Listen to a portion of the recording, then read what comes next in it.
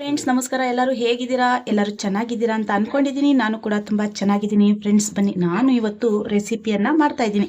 ತುಂಬ ಸಿಂಪಲ್ ಆಗಿರುತ್ತೆ, ತುಂಬ ಚೆನ್ನಾಗಿರುತ್ತೆ. ಈ ರೀತಿ ಮಾಡಿಕೊಂಡ್ರೆ ನಾನು ನಮ್ಮ ಮನೆಯಲ್ಲಿ ಈ ರೀತಿ ಮಾಡ್ತೀನಿ. ನಿಮ್ಮ ಮನೆಯಲ್ಲಿ ನೀವು ಹೇಗೆ ಮಾಡ್ತೀರಾ ಅಂತ ನನಗೆ ಕಮೆಂಟ್ಸಲ್ಲಿ ತಿಳಿಸಿ. ಬನ್ನಿ, ನಾನಿವತ್ತು ನೋಡಿ ಫಸ್ಟಿಗೆ ಒಂದು 2 ಟೇಬಲ್ ಸ್ಪೂನ್ ಅಷ್ಟು ಎಣ್ಣೆಯನ್ನು ಹಾಕ್ಕೊಂಡೆ. ಅದ್ರ ಜೊತೆ ನಾನಿಲ್ಲಿ ಸಾಸಿವೆ ಎಣ್ಣೆ ಕೂಡ ಬೆರೆಸ್ಕೊತಾ ಇದ್ದೀನಿ. ನೀವು ಬೇಕಾದರೆ ಬೆರೆಸ್ಕೋಬೋದು, ಇಲ್ಲ ಅಂದರೆ ಸ್ಕಿಪ್ ಮಾಡ್ಕೋಬೋದು. ನಾನು ಇದು ತುಂಬ ಚೆನ್ನಾಗಿರುತ್ತೆ ಮತ್ತು ಆರೋಗ್ಯಕ್ಕೂ ಕೂಡ ಒಳ್ಳೆಯದು ಅನ್ನೋದಕ್ಕೋಸ್ಕರ ನಾನು ಬೆರೆಸ್ತೀನಿ. ನನಗಿದು ಸೂಟಬಲ್ ಆಗಿದೆ. ನಿಮಗೆ ಸೂಟಬಲ್ ಆದರೆ ಬೆರೆಸ್ಕೊಳ್ಳಿ, ಇಲ್ಲ ಅಂದರೆ ಸ್ಕಿಪ್ ಮಾಡಿ. ಎಣ್ಣೆ ಬಿಸಿ ಆಗಲಿ, ನೆಕ್ಸ್ಟು ನಾನು ಏನೇನು ಹಾಕ್ತಾ ಹೋಗ್ತೀನಿ ಅಂತ ನೋಡ್ಕೊಳ್ಳಿ. ಈ ರೀತಿ ಮಾಡ್ಕೊಳ್ಳಿ, ತುಂಬ ಚೆನ್ನಾಗಿರುತ್ತೆ.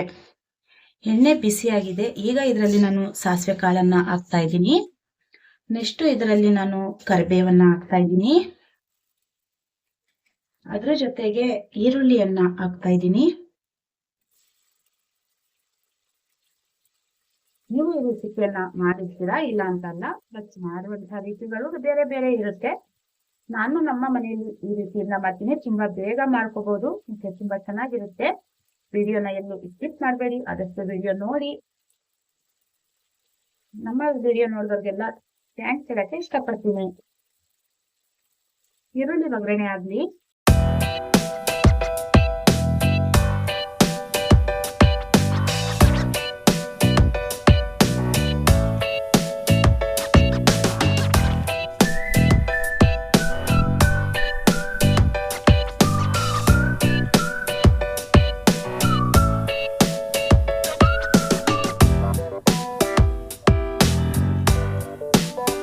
ಚೆನ್ನಾಗಿ ಫ್ರೈ ಆಗಿದೆ.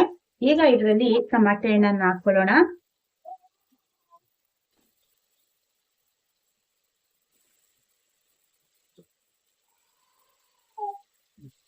ಟಮಾಟೆ ಹಣ್ಣು ಹಾಕಿದ್ಮೇಲೆ ಚೆನ್ನಾಗಿ ಫ್ರೈ ಮಾಡ್ಕೋಬೇಕು. ಸ್ವಲ್ಪ ಟಮಾಟೆ ಹಣ್ಣು ಮಿಟ್ಟು ಬರ್ಬೇಕಾಗುತ್ತೆ, ಹಾಗಾಗಿ ಚೆನ್ನಾಗಿ ಇದು ಫ್ರೈ ಆಗಿ ನಾನು ನಿಮ್ಗೆ ತೋರಿಸ್ತೀನಿ. ಟಮಾಟೆ ಹಣ್ಣು ಸ್ವಲ್ಪ ಬೆಂದಿದೆ. ಈಗ ಇದಕ್ಕೆ ನಾವು ಕಾಯಿ ತುರಿಯನ್ನ ಹಾಕೊಳ್ಳೋಣ.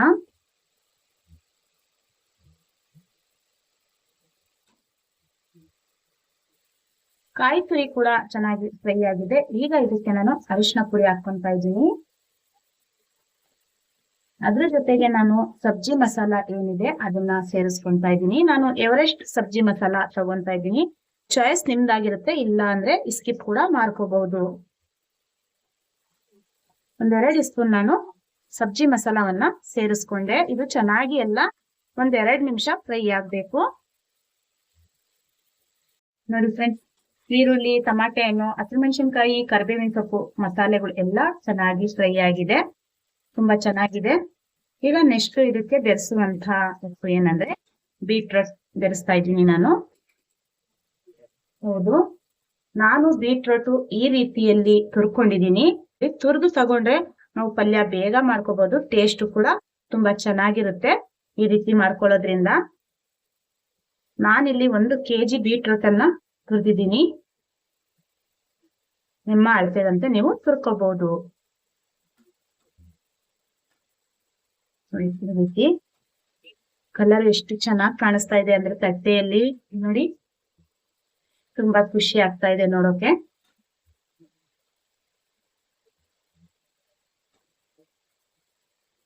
ಈ ರೀತಿ ಮಾಡ್ಕೊಂಡ್ರೆ ಟೇಸ್ಟ್ ತುಂಬಾ ಚೆನ್ನಾಗಿ ಬರುತ್ತೆ. ಇದೆಲ್ಲ ಸೇರಿಸಿ ನಾವು ಮಿಕ್ಸ್ ಮಾಡ್ಕೋಬೇಕು. ಫಸ್ಟಿಗೆ ನೀರೇನ್ ಹಾಕೋದು ಬೇಡ, ಚೆನ್ನಾಗಿ ಬೀಟ್ರೂಟ್ ನೀರಲ್ಲೇ ಫ್ರೈ ಮಾಡ್ಕೊಳ್ಳೋಣ.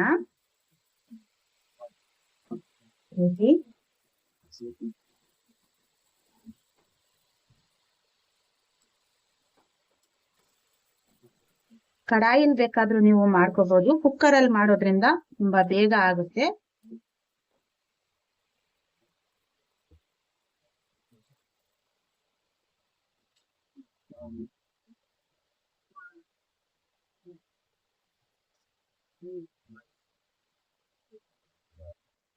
ಇದು 1-5 ನಿಮಿಷ ಚೆನ್ನಾಗಿ ಫ್ರೈ ಆಗಿದೆ.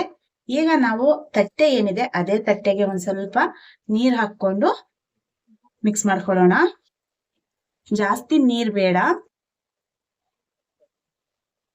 1-2 ವಿಷಲ್ ಕೂಗಿಸ್ಕೊಳಕ್ಕೋಸ್ಕರ ನಾನಿಲ್ಲಿ ಒಂದ್ ಸ್ವಲ್ಪ ಬಿಸಿನೀರನ್ನ ತಗೊಳ್ತಾ ಇದ್ದೀನಿ. ನೀವು ಬೇಕಾದ್ರೆ ತಣ್ಣೀರೇ ಹಾಕೋಬಹುದು. ಒಂದ್ ಸ್ವಲ್ಪ ನೀರನ್ನ ಹಾಕೊಂಡು ಎಲ್ಲ ಚೆನ್ನಾಗಿ ಮಿಕ್ಸ್ ಮಾಡ್ಕೋಬೇಕು.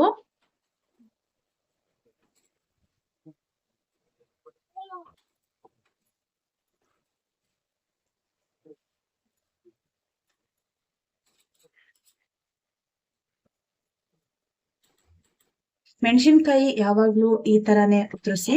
ಈ ತರ ಉತ್ತರಿಸಿದ್ರೆ ನಾವು ಬೇಗ ತೆಗ್ದು ಹಾಕ್ಬಹುದು, ಇಲ್ಲ ಅಂದ್ರೆ ಪಲ್ಯದಲ್ಲಿ ಮಿಕ್ಸ್ ಆದ್ರೆ ತೆಗಿಯಕ್ ಆಗೋದಿಲ್ಲ. ಈಗ ಇದಕ್ಕೆ ವಿಷಲ್ ಹಾಕೊಳ್ಳೋಣ.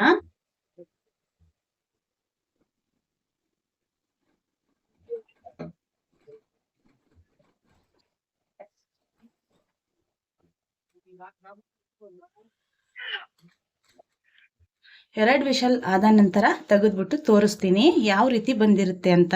ಪಲ್ಯ ಬೇಯೋವಷ್ಟರಲ್ಲಿ ನಾನು ಇಲ್ಲಿ ದೋಸೆಯನ್ನ ಮಾಡ್ಕೊಂತ ಇದ್ದೀನಿ.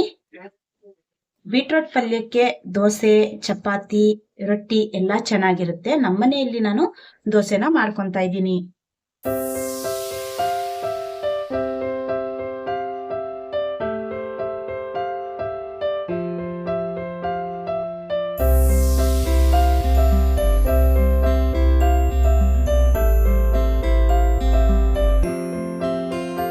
ಪಲ್ಯ ಬೇಯುವಷ್ಟರಲ್ಲಿ ದೋಸೆ ಕೂಡ ರೆಡಿ ಆಯ್ತು.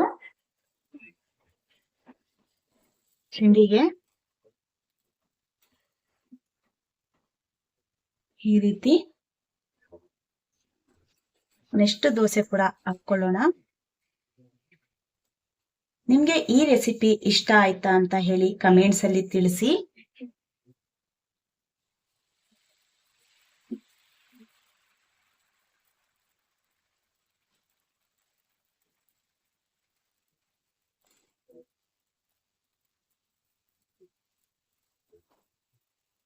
ನೋಡಿ ಫ್ರೆಂಡ್ಸ್, ನಮ್ಮ ಮನೆಯಲ್ಲಿ ಬೀಟ್ರೋಟ್ ತುರಿ ಪಲ್ಯ ಮತ್ತೆ ದೋಸೆ ರೆಡಿ ಇದೆ. ಈ ರೀತಿ ಮಾಡ್ಕೊಳ್ಳಿ, ತುಂಬಾ ಚೆನ್ನಾಗಿರುತ್ತೆ, ತುಂಬಾ ಟೇಸ್ಟಿಯಾಗಿರುತ್ತೆ. ನಾನು ಇಲ್ಲಿ ದೋಸೆ ಎರಡು ರೀತಿಯಲ್ಲಿ ಮಾಡಿದ್ದೀನಿ.